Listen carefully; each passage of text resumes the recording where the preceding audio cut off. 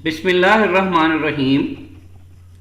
इस लेक्चर में हम डिस्कस करेंगे रिलेटिव अबंडेंस ऑफ आइसोटोप्स। सबसे पहले हम देखते हैं आइसोटोप्स क्या होता है।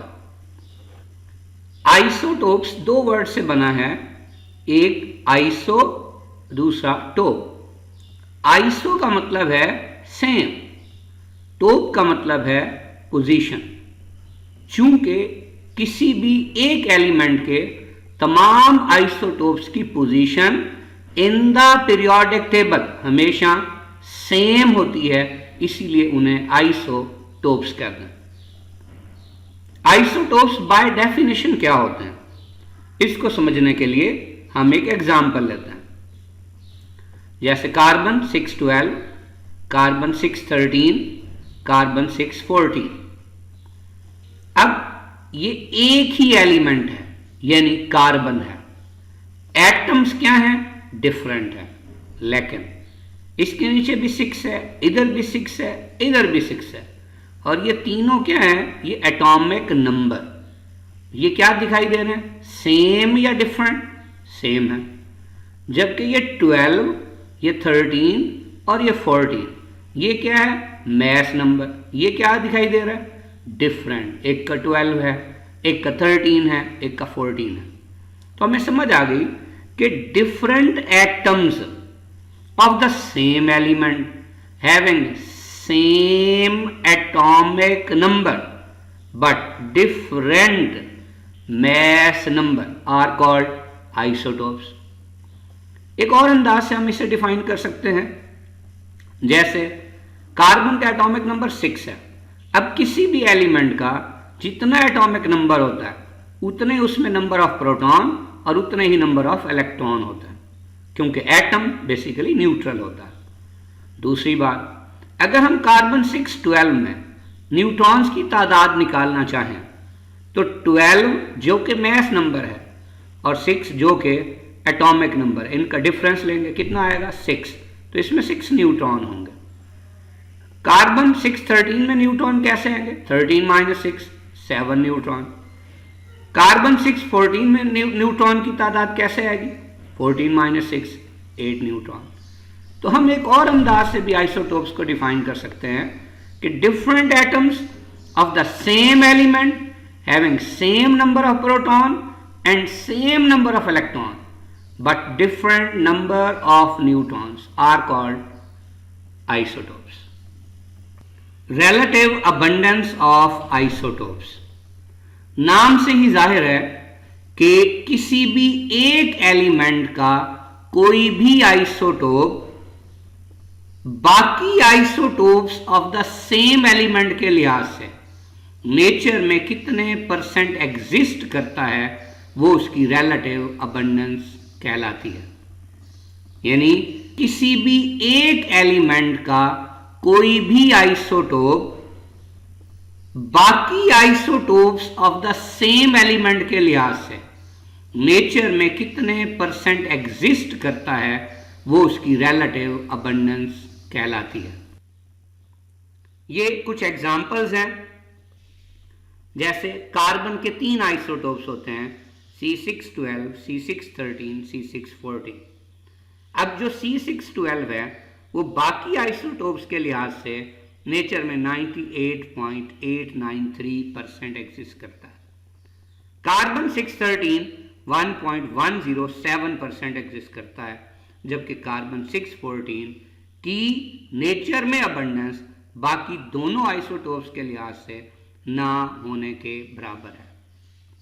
तो हमें यहां से क्लियर हो गया कि असल में रिलेटिव अबंडेंस ऑफ आइसोटोप्स किसी भी एलिमेंट के एक आइसोटोप की परसेंटेज है इन नेचर बाकी आइसोटोप्स ऑफ दैट एलिमेंट के लिहाज से।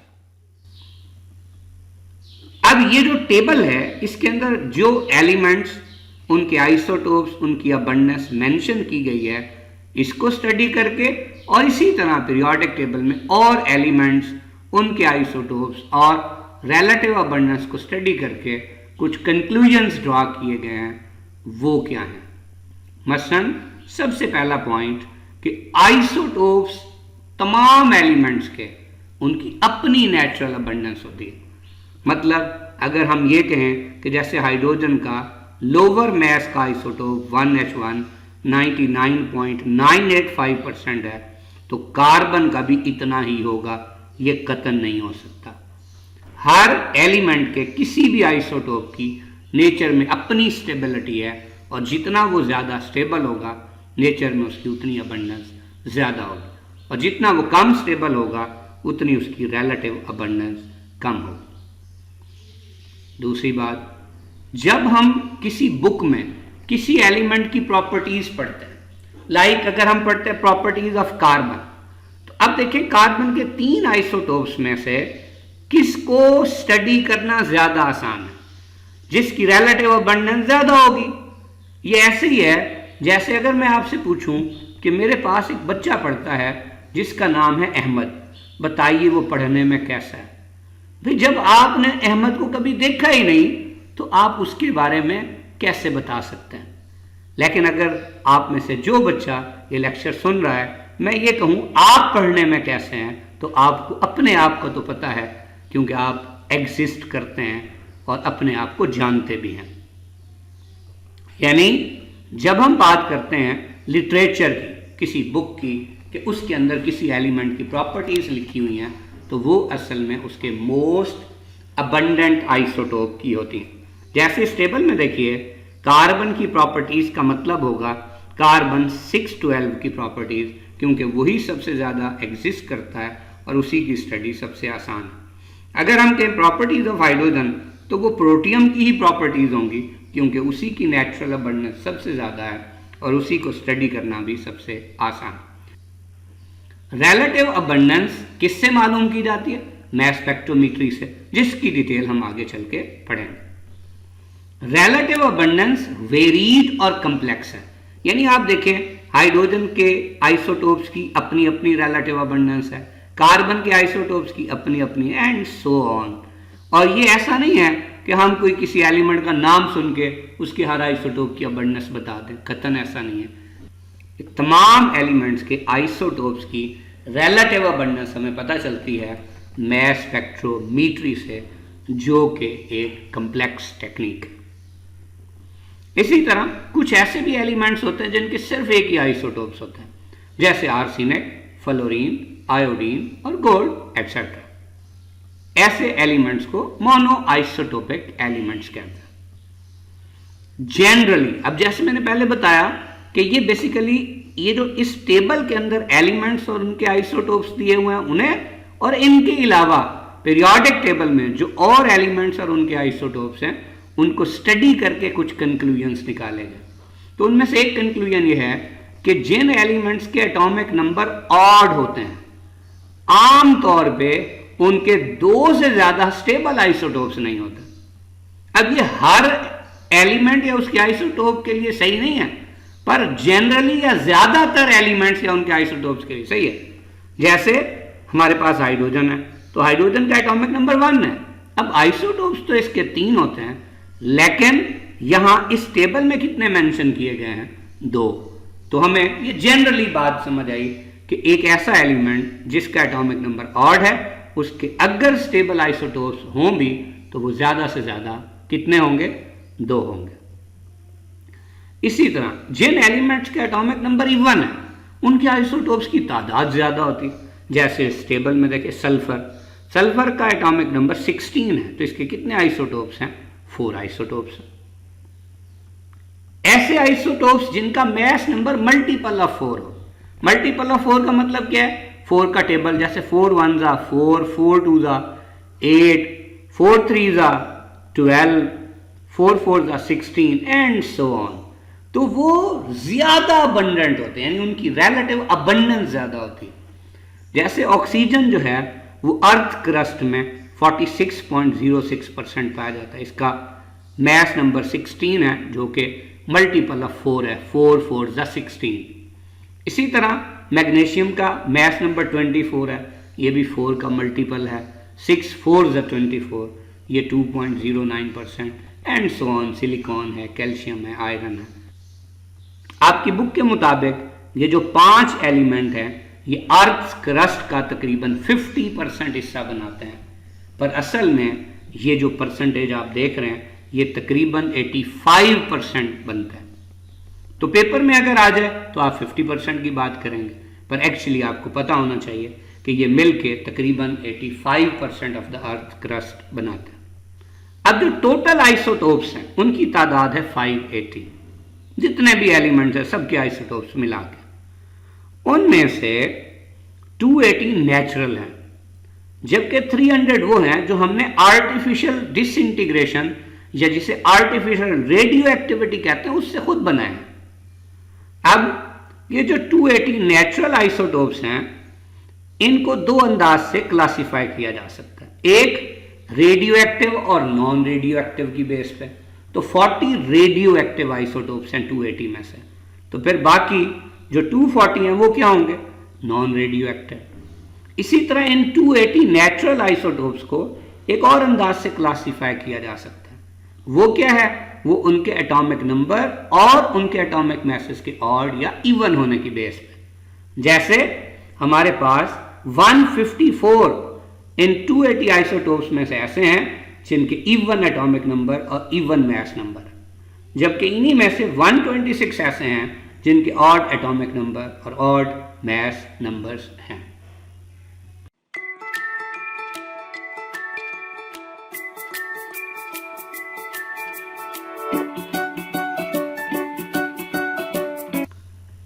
एमसीक्यू से पूछ लिया जाता है, जैसे कि इस टेबल में देखिए सल्फर के हवाले से, कि which of the following isotope of sulphur is most stable.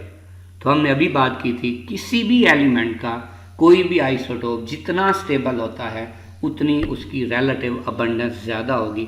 तो देखें ये रिलेटिव अबंडेंसेस सल्फर के आइसोटोप्स की दी हुई हैं, इनमें सबसे ज़्यादा किसकी है, सल्फर 32 की। शॉर्ट क्वेश्चंस में आता है कि what are monoisotopic elements, give examples. तो हम बताएंगे ऐसे एलिमेंट्स जिनके आइसोटोप्स की तादाद सिर्फ एक हो उन्हें मोनो आइसोटोपिक एलिमेंट्स कहते हैं, जैसे आर्सेनेट, फ्लोरीन, आयोडीन और गोल्ड एक्सेट्रा। हमसे पूछा जाए कि which of the following statements is wrong or correct, कुछ भी इस तरह पूछा जा सकता है।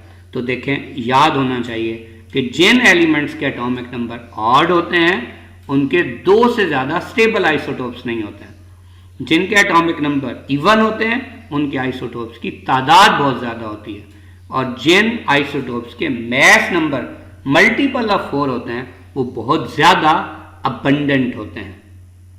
इसी तरह पूछ लिया जाता है कि ऑक्सीजन, मैग्नीशियम, सिलिकॉन, कैल्शियम और आयरन अर्थ क्रस्ट का कितने % हिस्सा बनाते हैं। तो हम बुक के मुताबिक बताएंगे तकरीबन 50%।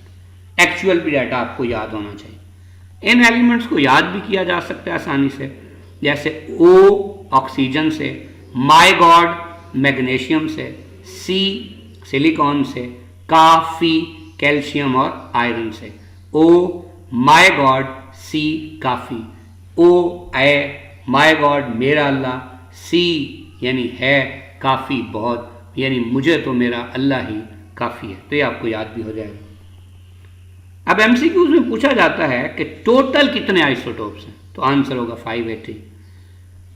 नेचर में कितने आइसोटोप्स हैं, आंसर होगा 280। आर्टिफिशियल डिसइंटीग्रेशन से कितने आइसोटोप्स बनाए गए, आंसर 300। अब 280 जो नेचुरल है उनमें से कितने रेडियो एक्टिव होते हैं, 40। 280 जो नेचुरल है उनमें से कितने नॉन रेडियो एक्टिव है, 240।